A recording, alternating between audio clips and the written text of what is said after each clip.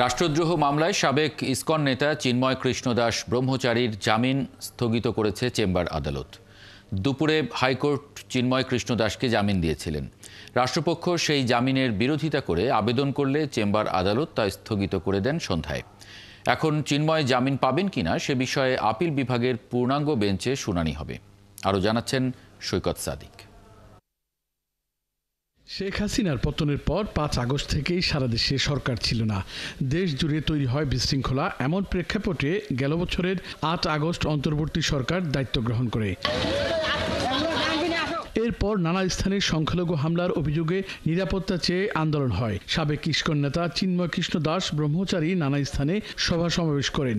গেল ৩১ অক্টোবর চট্টগ্রামে জাতীয় পতাকা অবমাননার অভিযোগে চিন্ময়ের বিরুদ্ধে রাষ্ট্রদ্রোহ মামলা দায়ের করা হয়। সেই মামলায় ঢাকা থেকে ২৫ নভেম্বর গ্রেপ্তার হন চিন্ময় কৃষ্ণ দাস। পরের দিন চট্টগ্রাম কোর্টে তাকে তোলা হয়। সে সময় চট্টগ্রাম আদালত প্রাঙ্গণে সংঘর্ষে আইনজীবী নিহত হন। এই মামলায় ফেব্রুয়ারিতে হাইকোর্টে জামিন চান চিন্ময়ের আইনজীবী। এর প্রেক্ষিতে কোর্ট রুলও জারি করে।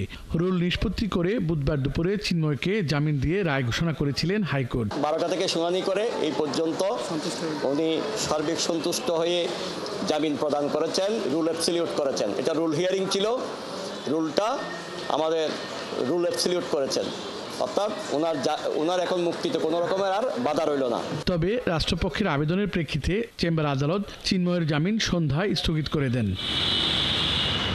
সৈকত সাদিক, ৭১, ঢাকা।